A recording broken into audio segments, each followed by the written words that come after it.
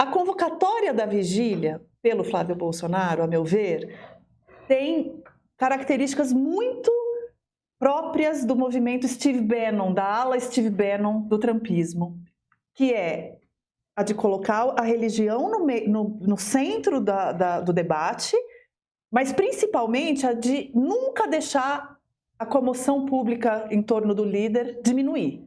Então, diminuiu, cria-se um fato novo. Diminuiu, vamos atrás de uma coisa nova. Te parece razoável que fosse esse o movimento, considerando que Flávio tinha acabado de voltar dos Estados Unidos, deu uma passadinha em El Salvador com o Eduardo e depois veio embora, né? Talvez essa seja a chave para entender, pelo menos a convocatória da vigília, talvez não em consonância com a ruptura da tornozeleira, mas enfim, essa tentativa de se manter protagonista antes de sumir de vez numa prisão definitiva? Olha, eu acredito que sim, Flávia, acredito que sim. Até me surpreende, inclusive, que não tenha sido a Michelle a fazer esse chamamento, tendo em vista, inclusive, esse teor, né? Esse teor fortemente religioso que é a marca do discurso dela. Aliás, ela logo na sequência da prisão falou que a justiça de Deus está acima da justiça dos homens, aquela coisa toda. Inclusive porque, honestamente, é muito raro, né? A gente vê a Michelle fazendo qualquer discurso sobre qualquer assunto que não acabe sendo um discurso religioso. A gente nunca vê ela fazer um discurso laico. Isso a destaca de outras figuras dentro do governo. Nem o Malafaia tem um discurso tão religioso o tempo inteiro, ele que é um pastor, como tem a Michelle, né? Então, até talvez nesse momento, já que era para uma vigília, faria sentido. O Flávio Bolsonaro, inclusive, aproveitou para mencionar ali versículos bíblicos e tudo mais, dando até a localização daquilo que estava citando, teve esse cuidado todo ali. Foi alguma coisa muito ensaiada, acredito eu. Por isso que eu também não descartaria que já foi um certo ato de campanha ou de pré-campanha presidencial. Porque senão realmente faria mais sentido colocar a Michelle. Como a Michelle é descartada pela própria família para essa disputa presidencial, o Bolsonaro já falou que ela não tem as credenciais necessárias, que é melhor ela concorrer ao Senado pelo Distrito Federal e tudo mais, talvez dar ao Flávio essa visibilidade naquele momento obedecesse a essa estratégia.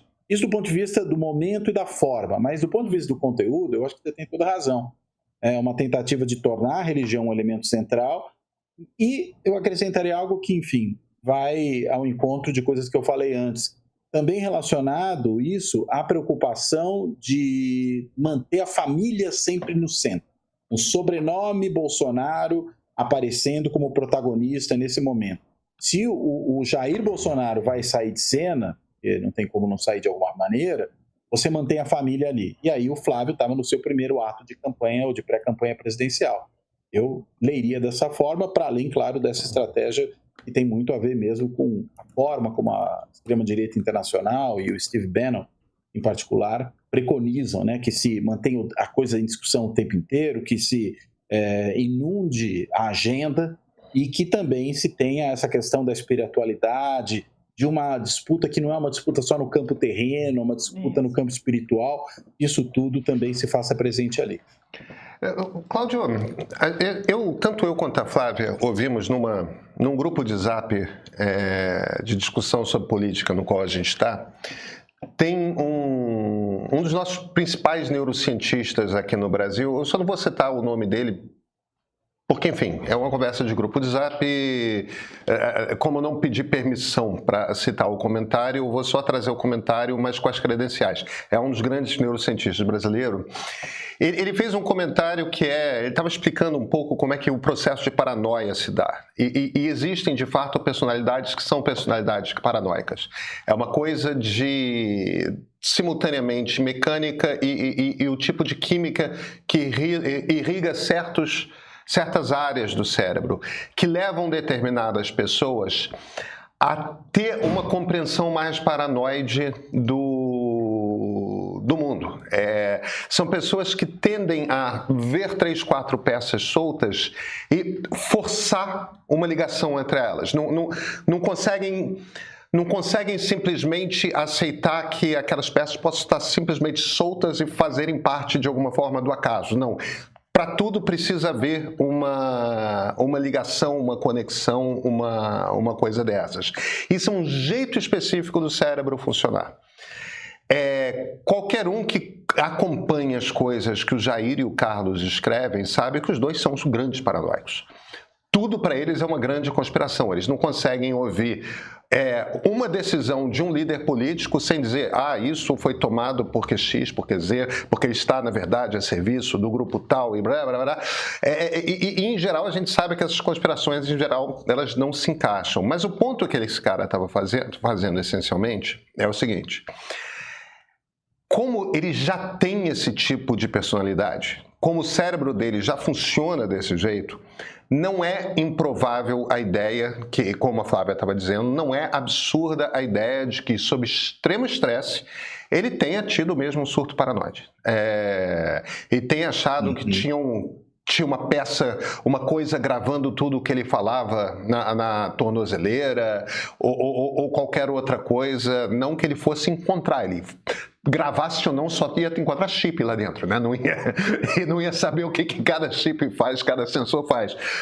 Mas, enfim, a ideia de que a ideia do surto paranoide não seria absurda.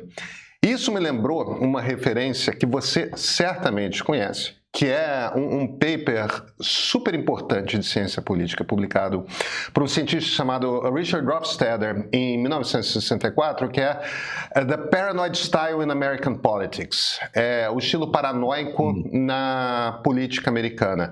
64 é um ano-chave, tem a candidatura pelo Partido Republicano do Barry Goldwater. O Barry Goldwater é aquele cara que é o Trump, muito antes do Trump, né? Foi a primeira vez que os republicanos puseram um candidato populista, autoritário e absolutamente conspiracionista, com proximidade com a Ku Klux Klan e o diabo.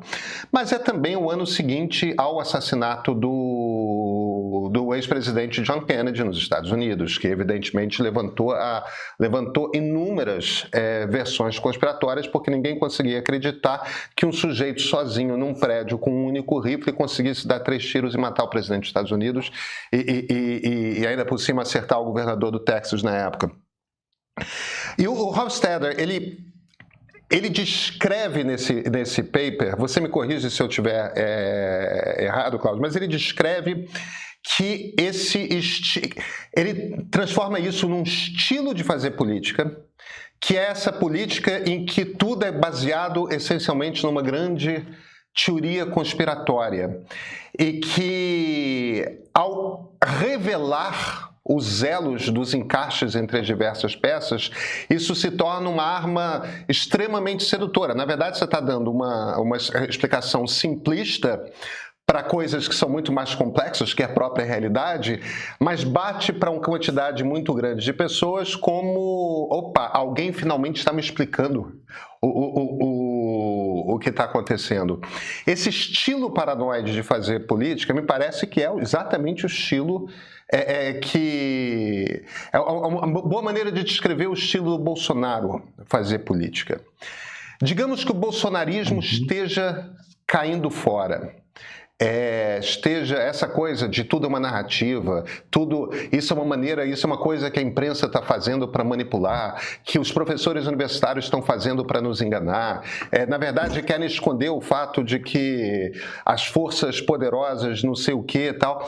A gente teve um presidente que tinha essa característica antes do Bolsonaro, que foi Jânio Quadros, e durou pouco. Você acha que esse estilo de fazer política, que veio com toda a força em 2018, permaneceu vivo até bastante tempo, você vê ele em decadência? Você o vê está perdendo um líder, mas o estilo e o eleitorado para esse estilo ainda está lá? Agora, pelo amor de Deus, você pode também simplesmente discordar completamente da minha premissa, dizer que não tem nada a ver com o que o Hofstadter escreveu, etc. Claro. Não, eu acho que esse estilo está aí ainda, né? Enfim, a gente viu o quanto de teorias da conspiração surgiram, né, particularmente no seio do bolsonarismo, nesses últimos anos, né? Coisas as mais malucas possíveis, né? Desde as teorias que viam na vacina alguma coisa que oferecesse perigo, né? Oferecesse perigo. Eu nem vou falar aqui daquele caso lá do jacaré, porque aquilo acho que até é uma injustiça com o Bolsonaro. né? É claro que ele estava usando uma figura de linguagem, né? Vamos levá-lo mais a sério do que vale a pena naquele caso. Mas ele queria dizer que a vacina podia causar males e não havia nenhuma evidência disso, né? A mesma coisa, uma teoria que circula também entre certos grupos de extrema-direita, que é a ideia de que o Lula não é o Lula, né? Que é um sósia, o Lula morreu. Você tem uma coisa desse tipo, que até faz lembrar uma história lá da época dos Beatles, né? Que o Paul McCartney teria morrido, que era um sósia do Paul McCartney, que tocava com os Beatles. Daqui a pouco eu vou falar que o Paul McCartney original não era canhoto e aquele era, ela vai saber que tipo de coisa que podia aparecer. Então você tem, claro, essas teorias da conspiração aparecendo, e no campo da extrema-direita isso é particularmente forte, inclusive esse artigo fala isso, né? Ele coloca exatamente essa coisa de que é nesse campo em particular, né, na direita radical, que é como ele se refere a ela, que esse tipo de coisa aparece mais. Eu nem diria que é só, né? A gente vê, às vezes, umas certas conspirações, teorias da conspiração no campo da esquerda também, de que a CIA está por trás de tudo e coisas do tipo. O Moro é agente da CIA. Um tratamento parecido. Tem o Moro é agente da CIA. Como? O Moro é agente da CIA. De coisa. E a facada do Bolsonaro jamais aconteceu, né? Que são as mais populares na esquerda. Exato. Então não é privilégio da extrema-direita, né? Embora na extrema-direita, vamos dizer, a criatividade é grande, né? Ela vai para um monte de campos. Então, o artigo fala isso, né? Esse artigo, já que você fez referência ao artigo, é o ponto do autor lá atrás, né? E o Bolsonaro, eu acho que sempre realmente caminhou com isso, né? Várias das coisas, até insinuações que ele fazia, que às vezes você fica na dúvida se era maldade apenas, né? Maldade também era, ou se era a teoria da conspiração, quando ele ataca lá, agora me escapa o nome dele, o Santa Cruz, o ex-presidente da OAB Nacional, dizendo que na realidade o pai dele havia sido morto pelos próprios companheiros. Enfim, fica criando teorias desse tipo para si e para os outros, né? Então, não é realmente de espantar por completo isso. E eu não descartaria de todo que também, se não propriamente a interação medicamentosa produziu a paranoia, que ela não possa ter reforçado certas tendências, né? Vamos dizer, um sujeito que já tem um pouco essas coisas, ou gerado um ato de desespero. Acho que tudo isso também é provável. O engraçado é que o Bolsonaro depois veio a público explicar que ele usou o ferro de solda porque ele tinha um treino para aquilo. Sei lá, vai ver que ele fez curso no Senai para usar ferro de solda, não sei, mas usar o ferro de solda é uma coisa, entender o que tem dentro da caixinha é outra, né? Não sei se ele fez curso de eletrotécnico também. Mas, de qualquer forma, estava ali tentando, sei lá o quê, com aquilo, né? Acho que talvez achando que pudesse produzir algum tipo de subterfúgio para poder escapar, se aquela coisa.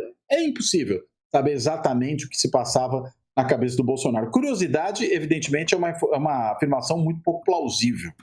Agora, quem diz que estava curioso, de alguma forma estava negando a própria paranoia, né, naquele momento. Isso é engraçado. É uma coisa que chama atenção.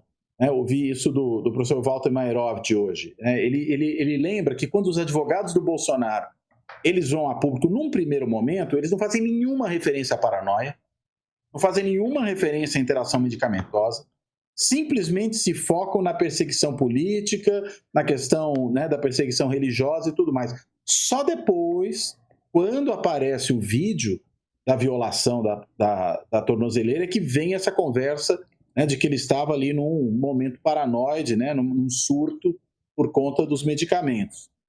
O próprio Flávio, né, também no momento ali tentando entender o que aconteceu com o pai, acho que ainda não tinha toda a informação, diz que o pai provavelmente cometeu um ato de desespero, que não é totalmente implausível também, né? Afinal de contas, o cumprimento da pena está logo aí, né? Ele vai cumprir de logo, mas eu acho que tem sim esse elemento, só que eu diria, não é só um elemento pessoal, entendo aí o ponto que o neurocientista levantou, que tem características até cerebrais que vão explicar isso, mas quando você percebe que não é só a liderança, ou algumas das lideranças que operam segundo essa lógica paranoica, mas isso se espalha nas bases, né, que é um sentimento compartilhado, né, o QAnon nos Estados Unidos, essas teorias da conspiração, essa crença em coisas absolutamente malucas, será que todo mundo ali sofre desse mesmo problema? Ou na realidade você tem um certo caldo ideológico que produz uma onda entre essas figuras, entre essas pessoas, que as leva a começar a acreditar nisso mais do que deveriam? O ano eleitoral começa agora. De hoje até o Confirma nas Urnas, você vai ouvir muitas coisas sobre as eleições de 2026. O nosso trabalho aqui no meio é organizar essa avalanche, dar contexto, bastidores de Brasília e diferentes pontos de vista. Nessa semana de Black Friday, o plano anual do Meio Premium está apenas por R$ 120. Assinando hoje, você vai receber até o final das eleições matérias exclusivas, acesso ao nosso catálogo de streaming com produções de cinema sobre política e artigos de grandes formadores de opinião à esquerda, ao centro e à direita. Seja premium e tenha a eleição inteira, olha, na sua mão.